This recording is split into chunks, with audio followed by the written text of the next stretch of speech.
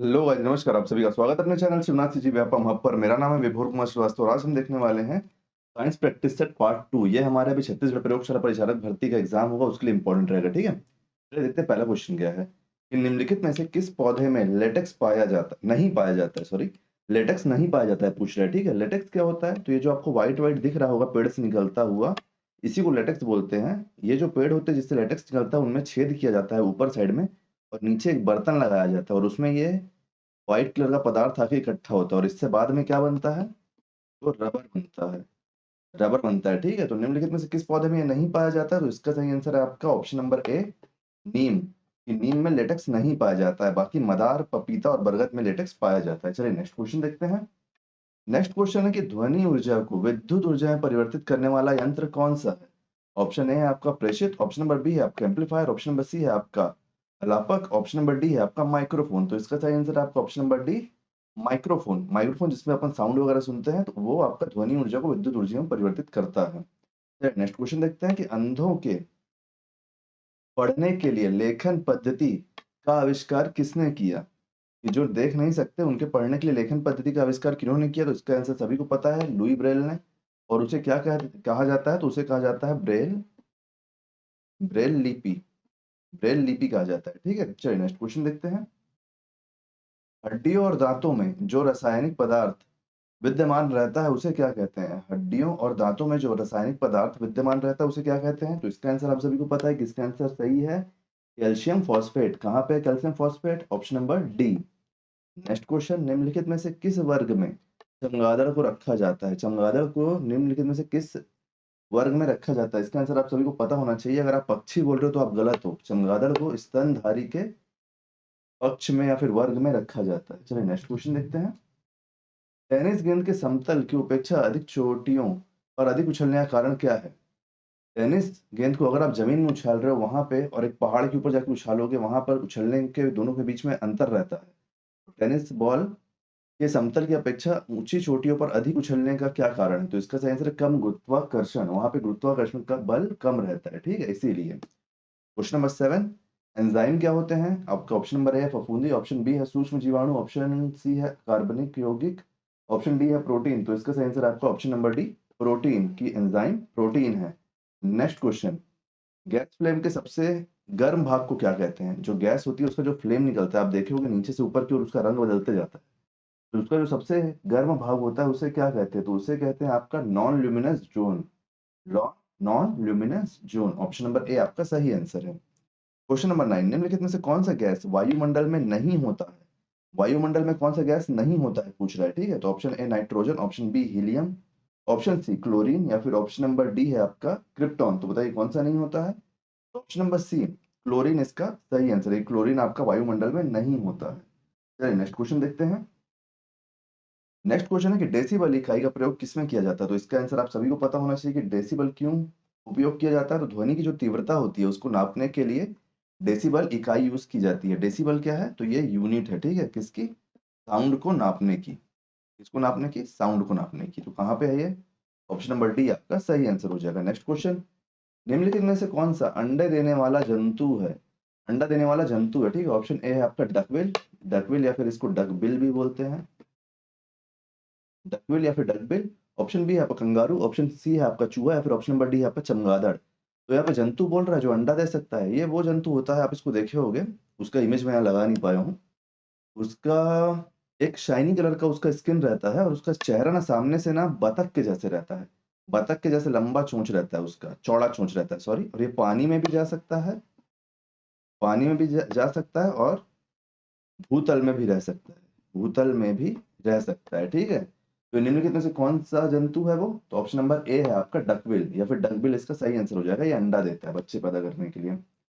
Next question, quartz किससे बनते हैं? नेक्स्ट क्वेश्चन आपका क्वेश्चन नंबर 12 कि क्वार्ट्स किससे बनते हैं, बताइए किससे बनते हैं? तो इसका सही आंसर आपका कैल्शियम सिलिकेट। कैल्शियम सिलिकेट कहीं पे है ऑप्शन में? ऑप्शन नंबर सी आपका सही आंसर हो जाएगा कि ऑप्शन सी कैल्शियम सिलिकेट से आपके क्वार्ट्स बनते हैं। क्वार्ट्स बनते हैं। क्वेश्चन नंबर 13, पेनिसिलिन का आविष्कार किन्होंने किया? सभी को पता है कि अलेक्जेंडर फ्लेमिंग ने इनका आविष्कार किया था। पेनिसिलिन का आविष्कार किन्होंने किया था? तो अलेक्जेंडर फ्लेमिंग ने किया था। लेकिन हम इसके बारे में एक चीज जान लेते हैं, अलेक्जेंडर फ्लेमिंग थे कहाँ के? तो वो थे आपका Scottish physician and microbiologist, microbiologist थे ये। और इन्होंने पेनिसिलिन का आविष्कार कब किया था? तो इन्होंने पेनिसिलिन का आविष्कार किया था 1928 में। कब? 1928 में। नेक्स्ट क्वेश्चन देख लेते हैं कि वाहनों के इंजन को ठंडा करने वाले उपकरण यंत्र को क्या कहते हैं? तो बताइए, वाहनों के इंजन को ठंडा करने वाले उपकरण या फिर यंत्र को क्या कहते हैं? तो इसका सही आंसर आपका option number A, radiator. Radiator कहते हैं। कार वगैरह में जनरली ये सामने ही लगे रहता है, जिसमें से लिक्विड चूने लगता है ना, अगर गाड़ी में ज्यादा डेंट आता है और अगर रेडिएटर फटता है तो वहां पर से उसका कूलेंट गिरने लगता है, जिससे आपका इसी से वाहनों के इंजन को ठंडा किया जाता है। किससे? रेडिएटर से। क्वेश्चन नंबर 15, जब किसी धातु को गर्म किया जाता है तो उसका घनत्व क्या होता है? जब किसी धातु को आप गर्म करते हो तो उसके घनत्व में क्या अंतर आता है? ऑप्शन ए है कम हो जाता है, ऑप्शन बी है आपका बढ़ता है, ऑप्शन सी है आपका कोई अंतर नहीं आता, आंसर डी है आपका उपयुक्त में से कोई नहीं। घनत्व मतलब डेंसिटी ना, डेंसिटी में अंतर पूछा है। जब आप किसी धातु को गर्म करते हो तो उसका घनत्व क्या होता है? तो कम हो जाता है। ऑप्शन ए इसका सही आंसर हो जाएगा। चलिए नेक्स्ट क्वेश्चन देखते हैं। नेक्स्ट क्वेश्चन क्या है? जो क्वेश्चन आपको ऐसा लग रहा होगा कि आप भूल जाओगे तो उसका आप स्क्रीनशॉट खींच लेना, ठीक है, पॉज करके वीडियो को। क्वेश्चन नंबर 16, कि समुद्री घोड़ा क्या है? समुद्री घोड़े का फोटो ये है, क्योंकि कई बार हिप्पोपोटामस को भी लोग बाग समुद्री घोड़ा सोच लेते हैं।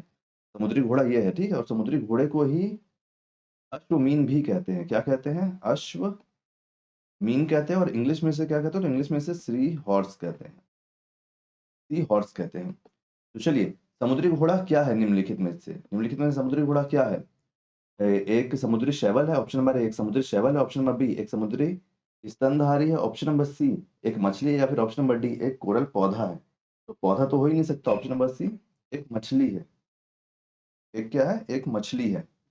क्वेश्चन नंबर 17, एक्सरे की खोज किसने की? एक्सरे की खोज किसने की? ऑप्शन नंबर ए है आपका रोएंटजन, ऑप्शन नंबर बी है आपका मॉनल्यू, ऑप्शन नंबर सी है आपका बैक्यूरल, या फिर ऑप्शन नंबर डी है आपका मैडम क्यूरी। तो इसका सही आंसर है आपका ऑप्शन नंबर ए रोएंटजन। इसका इनका सही नाम क्या है? तो इनका सही नाम है सॉरी विल्हम। इनका सही नाम है Wilhelm Wilhelm Wilhelm Conrad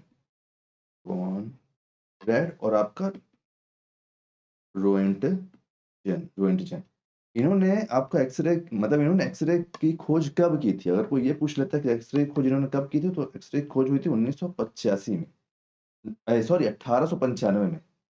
word आगे पीछे हो गया। वर्ड नहीं, सॉरी, 1895 में खोज की थी। 1895 में खोज की थी। और ये कौन थे? अगर आपसे ये पूछ लेता है कि विलियम कोहेरेंट विंटजन कहाँ के प्रोफेसर थे, ये प्रोफेसर थे ना, इस बात को भी आप याद रखना अच्छे से। थोड़ी थोड़ी जानकारी आप एक्स्ट्रा रखे करो ताकि कि आपके पास एक एज रहे। तो ये थे आपका वर्ड्सबर्ग वेसबर्ग यूनिवर्सिटी, वेसबर्ग यूनिवर्सिटी जर्मनी, ये प्रोफेसर थे। चलिए नेक्स्ट क्वेश्चन देख लेते हैं। क्या है? एक्सरे की खोज किन्होंने की? तो रोएंटजन, विलियम कॉनरेड रोएंटजन ने 1895 में की। ये प्रोफेसर थे वर्सबर्ग यूनिवर्सिटी जर्मनी के। चलिए नेक्स्ट क्वेश्चन देखते हैं। क्वेश्चन नंबर 18, निकोटिन पदार्थ किस पौधे में पाया जाता है? निकोटिन पदार्थ किस पौधे में पाया जाता है? ऑप्शन नंबर ए है आपका सर्पगंधा, ऑप्शन नंबर बी है आपका तमाकू, ऑप्शन नंबर सी है सिनकोन, ऑप्शन नंबर डी है बेलेडोना। तो इसका सही आंसर तो आप सभी को पता होगा कि ऑप्शन नंबर बी तमाकू में निकोटिन पाया जाता है।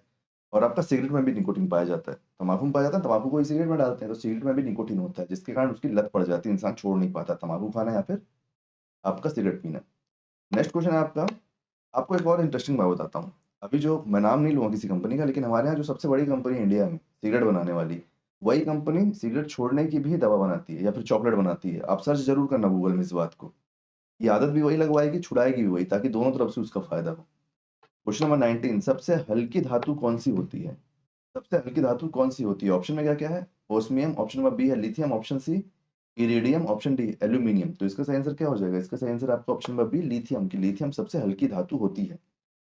लास्ट क्वेश्चन देख लेते हैं। क्वेश्चन नंबर 20, निम्नलिखित में से कौन सी वह धातु कौन सी है जो पानी को अत्यधिक प्रदूषित करती है? मतलब जो चार ऑप्शन दिया है, इनमें से कौन सी धातु पानी को सबसे ज्यादा प्रदूषित करती है? ऑप्शन नंबर ए है आर्सेनिक, ऑप्शन नंबर बी है मैग्नीशियम, ऑप्शन नंबर सी है सीसा, ऑप्शन नंबर बी डी है पोटेशियम। तो इसका सही आंसर आपका ऑप्शन नंबर ए आर्सेनिक। ये आर्सेनिक पानी को सबसे ज्यादा प्रदूषित करती है। उम्मीद करता हूँ वैसे सारे क्वेश्चन आपको समझ में आएंगे। कहीं कोई डाउट होगा तो आप कमेंट में पूछ लेना। प्लेलिस्ट में आपके पास जो डालूंगा मैं 2 प्लेलिस्ट का लिंक आपका नीचे डाल दूंगा डिस्क्रिप्शन में। एक प्लेलिस्ट वो रहेगी जिसमें रीजनिंग का प्रैक्टिस सेट का आपको जो चल रहा है अभी उसका लिंक रहेगा, और दूसरा जो रहेगा उसमें हम टॉपिक वाइज क्वेश्चन कवर किए थे, काफी अच्छे अच्छे क्वेश्चन, उसका एक लिंक रहेगा। तो उन दोनों को आप चेक कर लेना, दोनों ही आपके लिए बहुत फायदेमंद रहेगा। वीडियो आपको कैसा लगा, आप वीडियो का फीडबैक जरूर देना। वीडियो अगर आपको पसंद आया तो वीडियो को लाइक कीजिए, वीडियो को शेयर कीजिए। आने वाले वीडियो के लिए चैनल बने रहे, चैनल को सब्सक्राइब कीजिए। Thank you.